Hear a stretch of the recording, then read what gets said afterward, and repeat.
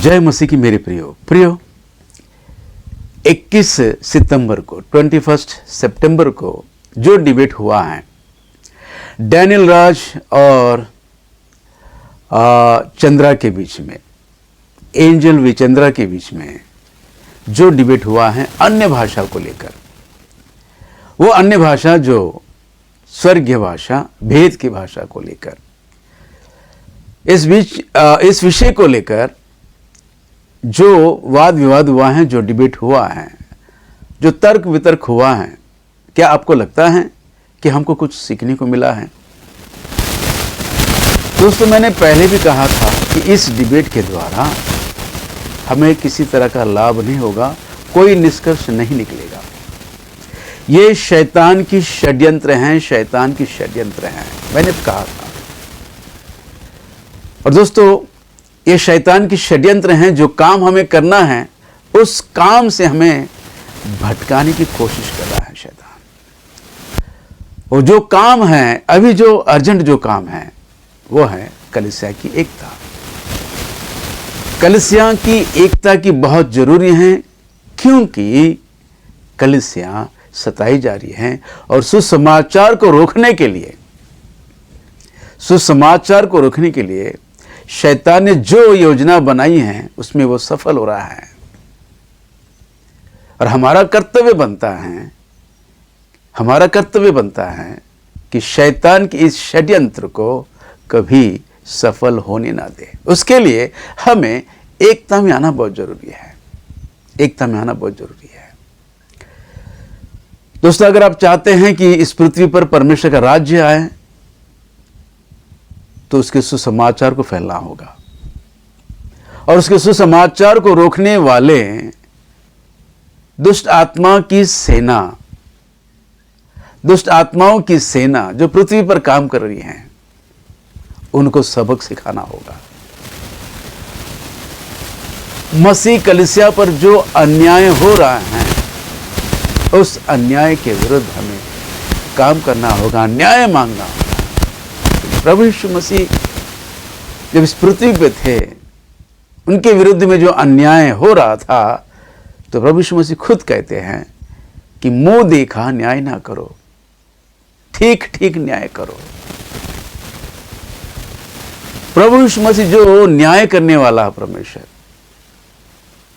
वो सारे जगत का उद्धार करता, सारे जगत का आधार, वो एक दिन न्याय सिंहासन पर बैठकर सबका न्याय करने वाला इस पृथ्वी पर जब थे तो न्याय मांगते थे, ठीक ठीक न्याय करो।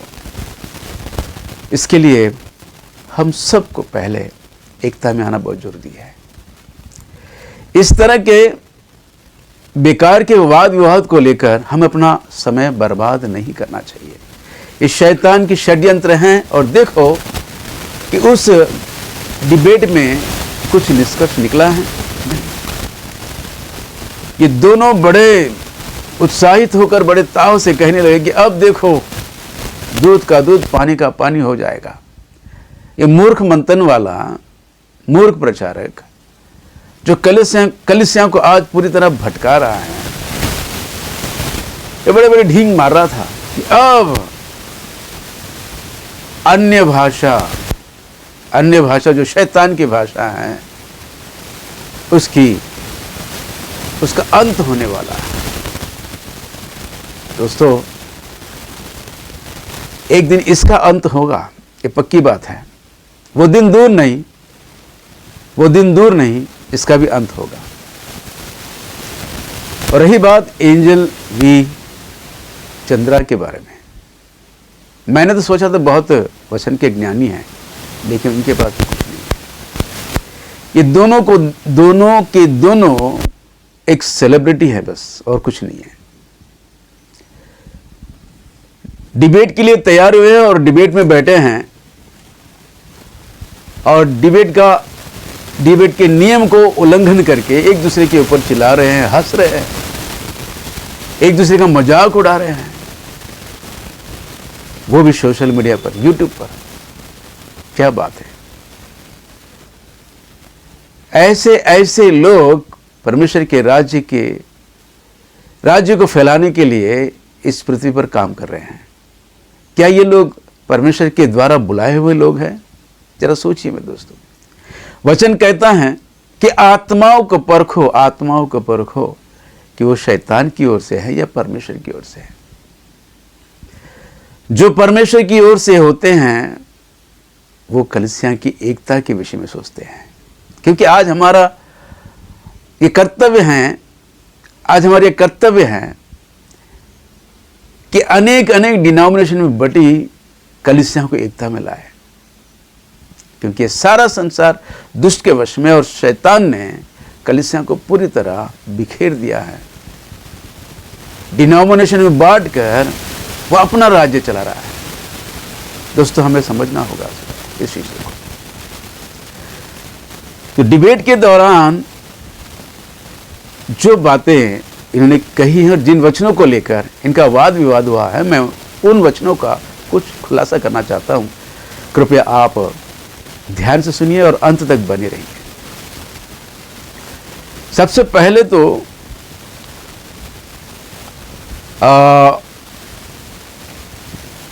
कुरिन्ती के नाम लिखी गई पहली पत्री, उसका जो 14 अध्याय में जिस वचन को लेकर इनका वाद विवाद हुआ है वो है पहली कुरिन्ती की पत्री, उसका 14 अध्याय 18 वचन को लेकर। 18 वचन को लेकर ये मूर्ख मंथन वाला कहता है कि अन्य भाषा, जो भेद की भाषा आज जो उपयोग में लाया जा रहा है, ये सारी शैतान की भाषा है। ये गलत है। तो वी चंद्रा जी ने, एंजल वी चंद्रा जी ने प्रश्न किया उनको, अगर ये शैतानी भाषा है तो पौलुस भी अन्य भाषाएं बोला करते थे। खुद उन्होंने कहा है, इस वचन में लिखा है 18 वचन, मैं अपने परमेश्वर का धन्यवाद करता हूं कि मैं तुम सबसे अधिक अन्य भाषाओं में बोलता हूं।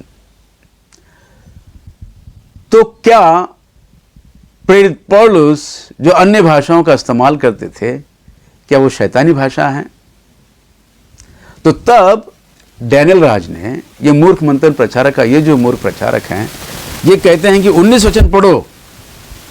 तब 19 वचन को जो पढ़ा गया है, लिखा है, परंतु कलीसिया में अन्य भाषा में 10,000 बातें करने से यह मुझे और भी अच्छा जान पड़ता है कि दूसरों को सिखाने के लिए बुद्धि से 5 ही बातें कहूं। यहां पर जो पहले भाग के, जो इस वचन का जो पहला भाग है, उन बातों को लेकर ये मूर्ख मंथन वाला कहता है, देखो देखो, अन्य भाषा नहीं है, वो बातें हैं, बातें हैं। 10,000 बातें इस वचन को लेकर या इस तर्क वितर्क हुआ है। मैं तो कहता हूं, वचन कहता है, मैं नहीं, वचन कहता है, जो शब्दों पर जोर देकर तर्क वितर्क करते हैं उनका विनाश का कारण है। शब्दों पर जोर देकर जो व्याख्या करता है या सिखाता है, वो उसके विनाश का कारण है। विनाश होगा एक दिन उसका। दोस्तों ध्यान दीजिए, पौलुस कहते हैं कि मैं अन्य भाषाओं में तुमसे अधिक बातें करता हूं, और 19 वचन में बोलते हैं कि अन्य भाषाओं में और अन्य भाषा। ध्यान दीजिए, अन्य भाषाएं ये बहुवचन है और अन्य भाषा ये एक वचन है। 14 अध्याय के पूरे वचनों में हम देखते हैं अन्य भाषा और अन्य भाषाएं, बहुवचन एक वचन। बहुवचन यानी पृथ्वी की भाषा, एक वचन में कहा गया है तो वो है भेद की भाषा, वो परमेश्वर की वरदान में जो हमको दिया गया है वो है अन्य भाषा, जो एक वचन में कहा गया है। पौलुस ने इन दोनों वचनों का उपयोग किया है। पहले तो कहते हैं कि अन्य भाषाओं में अगर मैं बातें करूं मैं बातें तुमसे अधिक बातें करता हूं, अन्य भाषा में अधिक बातें करता हूं। और फिर 19 वचन में कहते हैं, अगर मैं अन्य भाषा में 10,000 शब्दों का भी मैं इस्तेमाल करूं, मतलब प्रेरित पौलुस अन्य भाषा, वो भेद की भाषा के विषय में कह रहे हैं। भेद की भाषा की उन भाषाओं के शब्दों को, उन बातों को मैं 10,000 बातें भी इस्तेमाल करूं तो उससे अच्छा है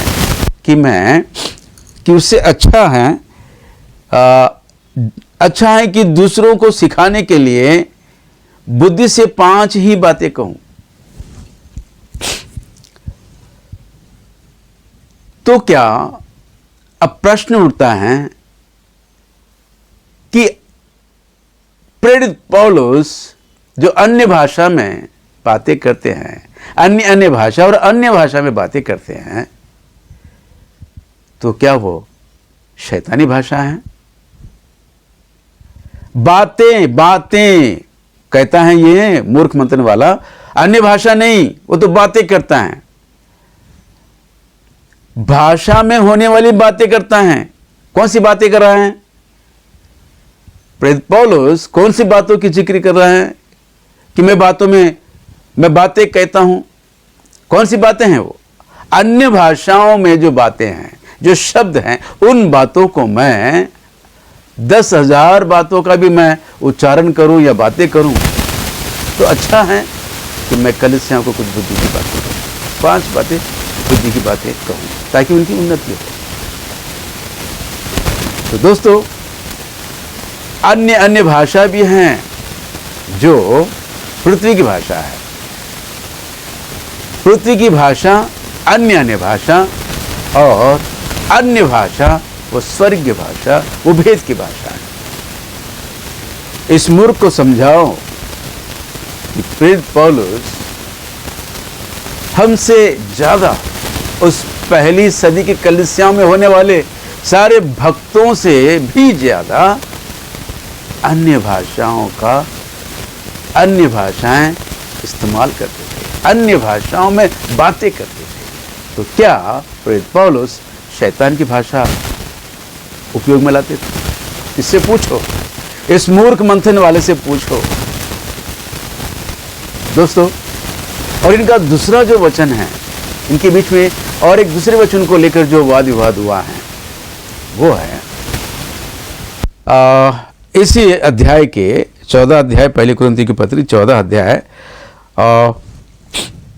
4 वचन को लेकर मूर्ख मंथन वाला कहता है, कलीसिया के उन्नति के लिए जो भाषा दी गई है, क्या ऐसा कहीं लिखा है कि आध्यात्मिक उन्नति के लिए दिया गया है? जो भाषाएं दी गई हैं, जो भाषाओं का वरदान दिया गया है, वो कलीसिया की उन्नति के लिए है। और हम देखते हैं इस 14 अध्याय 4 वचन में, जो अन्य भाषा में बातें करता है वो अपनी ही उन्नति करता है, परंतु जो भविष्यवाणी करता है वो कलीसिया की उन्नति करता है। तो ये डैनियल राज कहता है, ये मूर्ख मंथन वाला कहता है, ऐसा कहां लिखा है कि आध्यात्मिक उन्नति होगी? क्या यहां ऐसा लिखा है कि आध्यात्मिक उन्नति होगी? इस मूर्ख को बताओ, कुरिन्थियों की कलीसिया में रहने वाले क्या वो अविश्वासी हैं या विश्वासी हैं? विश्वास करने वालों के विषय में बताया जा रहा है कि उनकी उन्नति के लिए, उनकी आध्यात्मिक उन्नति के लिए जो वरदान दिया गया है वो व्यक्तिगत उन्नति है।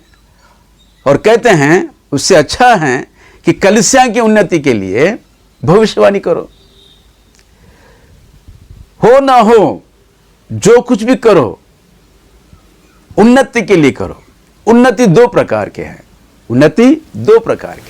एक व्यक्तिगत उन्नति और एक कलीसिया की उन्नति। लिखा है कि कलीसिया की उन्नति के लिए भविष्यवाणी करो। तब कलीसिया की उन्नति होगी। और ऊपर के वचन में लिखा है, जो अन्य भाषा में बोलता है, कहता है, उसकी व्यक्तिगत उन्नति होगी। कलीसिया की उन्नति के लिए भविष्यवाणी करो और व्यक्तिगत उन्नति के लिए जो वरदान दिया गया है उसका उपयोग करो। अब मेरा प्रश्न यह है, कलीसिया के उन्नति के लिए जो भविष्यवाणी करनी चाहिए, वो भविष्यवाणी किस भाषा में करें? तो सीधा जवाब है कि पृथ्वी की भाषा। जो कलीसिया जिस भाषा में चल रही है, उस कलीसिया में जब तुम खड़े होते हो तो उस भाषा में ही तुमको भविष्यवाणी करनी है, यानी कि पृथ्वी की भाषा में ही भविष्यवाणी करनी है। पृथ्वी की भाषा में प्रचार करना है, भविष्यवाणी करना है, तो तब जाकर कलीसिया की उन्नति होगी।